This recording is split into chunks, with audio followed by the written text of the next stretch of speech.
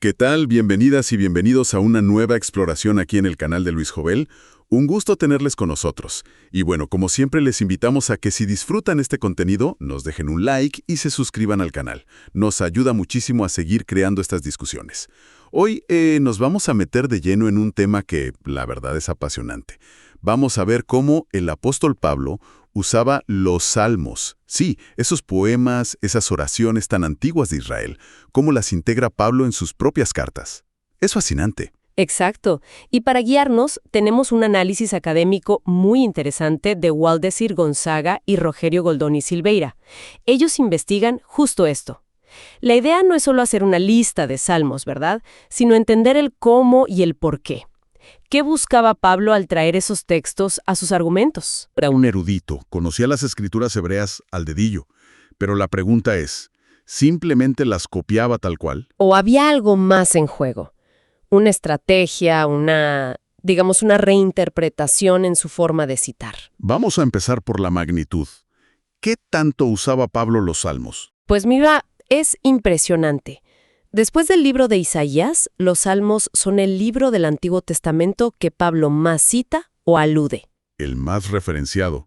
¡Wow! El estudio de Gonzaga y Silveira creó unas 31 referencias claras. Al menos 31, sí, y eso contando solo las citas más directas y las alusiones bastante evidentes. O sea que si sumamos los ecos, esas influencias más sutiles del lenguaje o temas, la presencia es todavía mayor. Muchísimo mayor.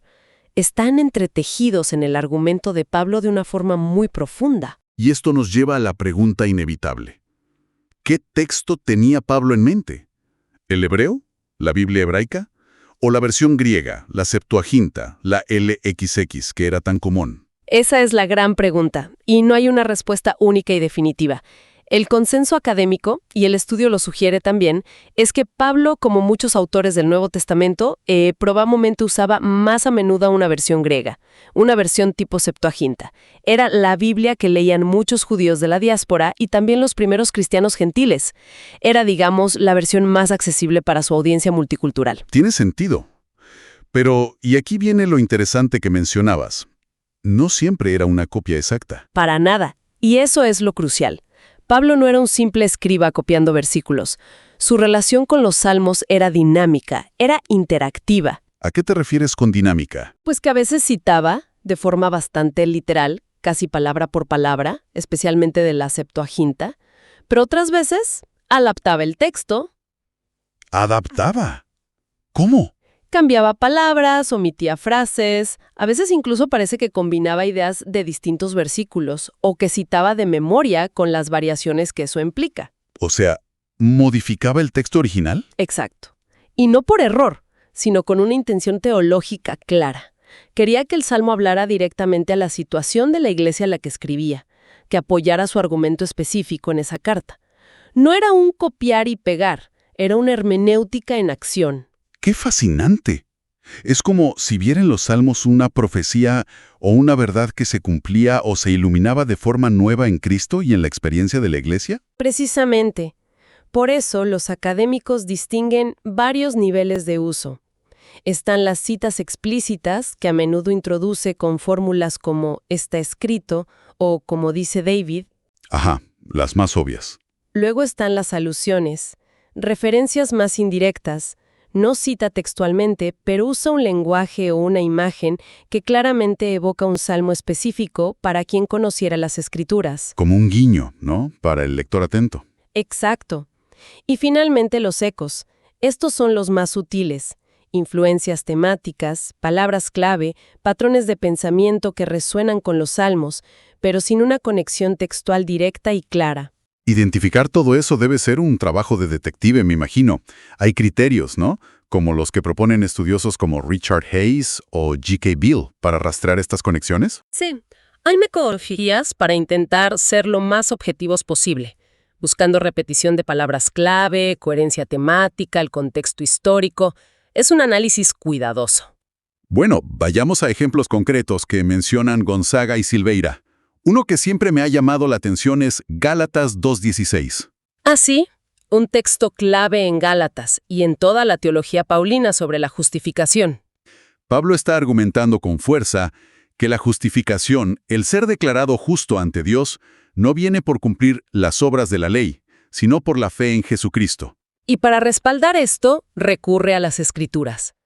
Específicamente, cita el Salmo 143, versículo 2, aunque a veces se enumera como 142 en la Septuaginta. ¿Y qué dice ese salmo en la versión que probablemente usaba, la LXX? Dice algo como, porque ante ti ningún viviente será justificado. Odica iotesete enopion sub pazón. Ningún viviente.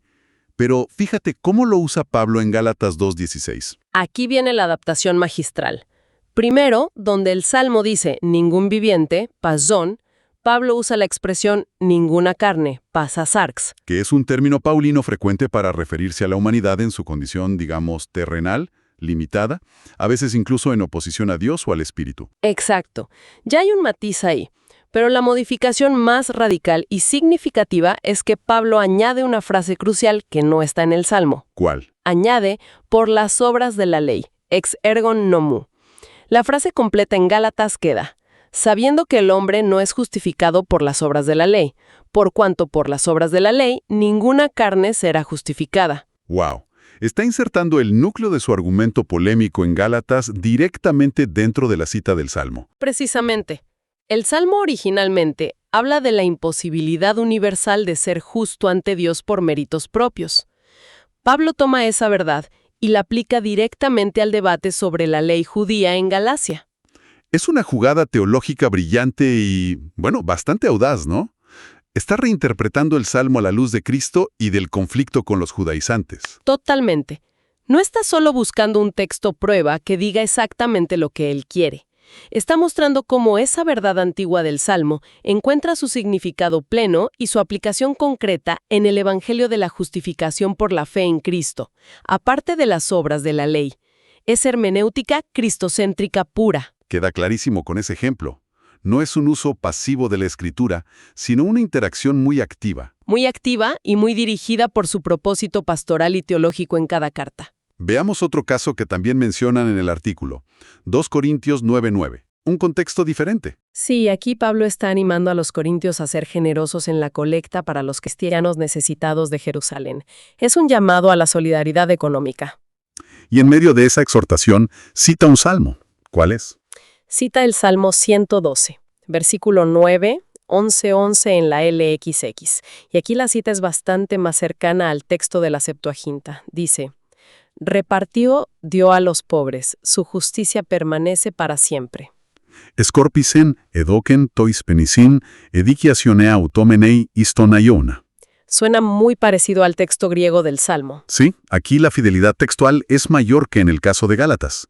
Lo fascinante aquí no es tanto la modificación, sino la posible, riqueza de significado o incluso la ambigüedad que Pablo podría estar explotando retóricamente. ¿A qué te refieres? Bueno, el Salmo 112 describe originalmente las acciones y la bendición del hombre justo, del hombre piadoso y generoso, alguien que teme a Dios y ayuda al necesitado. Su justicia, dikaiosine, en ese contexto se refiere a su carácter recto y sus actos de generosidad que perduran. Ok, describe al dador humano justo. Exacto, pero fíjate en el contexto inmediato de 2 Corintios 9. Pablo acaba de hablar de la gracia abundante de Dios, del poder de Dios para hacer que toda gracia abunde en los creyentes para que tengan lo suficiente para toda buena obra, versículo 8. Cierto, el enfoque está en la capacidad que Dios da. Entonces, cuando Pablo inserta la cita del Salmo, repartió, dio a los pobres, su justicia permanece para siempre, ¿a quién se refiere principalmente ese su? ¿Al hombre justo del Salmo, como modelo para los corintios? ¿O podría resonar también con la justicia y la generosidad del propio Dios, que es la fuente de toda gracia y capacidad para dar? Ah, entiendo. Podría haber una doble resonancia. El creyente imita la justicia del hombre del Salmo, pero esa acción es posible por la gracia y refleja, en última instancia, la generosidad y justicia de Dios mismo. Exactamente. Pablo podría estar usando la cita para elevar la acción humana de dar. No es solo un acto de caridad, sino una participación en la dikaiosene, en la justicia y la fidelidad del pacto de Dios, una manifestación de la charis, de la gracia divina que opera en ellos. Conecta la generosidad humana con la economía divina de la gracia. Es muy profundo. Sí. Y muestra cómo Pablo usa los salmos no solo para argumentar doctrina, como en Gálatas, sino también para motivar la práctica cristiana, la ética, la vida de la comunidad. Entonces, resumiendo un poco lo que hemos visto con estos ejemplos y el análisis general, ¿qué podemos decir sobre el propósito de Pablo al usar los salmos? Queda claro que no eran meros adornos literarios o citas de relleno para mostrar erudición. No, definitivamente no. Eran parte integral de su argumentación teológica y pastoral. Los salmos funcionaban para Pablo como escritura inspirada, como testimonio autorizado que, leído a través de la lente de Cristo, confirmaba y clarificaba su mensaje. Eran la base bíblica, el fundamento del Antiguo Testamento sobre el cual él construía su evangelio. Exacto. Los usaba para defender puntos cruciales: la justificación por la fe, la naturaleza de la vida en el Espíritu, la inclusión de los gentiles en el pueblo de Dios, la esperanza escatológica, la ética cristiana. Y lo hacía de una manera muy dinámica, como decíamos. No tenía miedo de adaptar, reinterpretar, aplicar los salmos de forma novedosa para que hablaran a las nuevas realidades creadas por la venida de Cristo y el Espíritu. Sí, esa interacción es clave. Cita, alude, adapta, recontextualiza, a veces hasta polemiza usando los salmos. Los ve como testimonios vivos que apuntan y encuentran su cumplimiento último en Jesús y en la vida de la Iglesia. Es una forma de leer las Escrituras que es a la vez fiel a su autoridad divina y radicalmente cristocéntrica. Totalmente. Muestra cómo para Pablo todo el Antiguo Testamento, incluidos los Salmos, susurraba el nombre de Cristo y preparaba el camino para el Evangelio que él predicaba. Fascinante. Realmente cambia la forma en que uno lee las cartas de Pablo, ¿no? Sin duda. Y esa es quizás la gran conclusión o la invitación que nos deja este análisis. ¿Cómo cambia nuestra propia lectura de Pablo si empezamos a estar más atentos a estas capas de significado? A escuchar esos ecos de los salmos, esas resonancias profundas de las escrituras hebreas que vibran bajo la superficie del texto paulino. Exacto.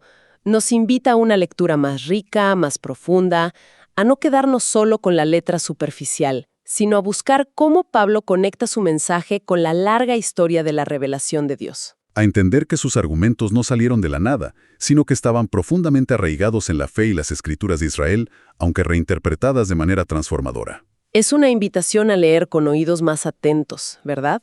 A percibir esa polifonía, ese diálogo constante entre el Antiguo Testamento y el Nuevo en los escritos de Pablo. Definitivamente, una perspectiva muy enriquecedora. Bueno, hemos cubierto bastante terreno hoy. Creo que nos llevamos una imagen mucho más clara y matizada de cómo Pablo interactuaba con los salmos. Ha sido una conversación muy estimulante, sí. Pues muchísimas gracias por acompañarnos en esta exploración. Esperamos que les haya parecido tan interesante como a nosotros. Y no olviden, si les gustó, déjenos ese like, suscríbanse al canal de Luis Jovel para no perderse futuras discusiones como esta. Nos vemos en la próxima.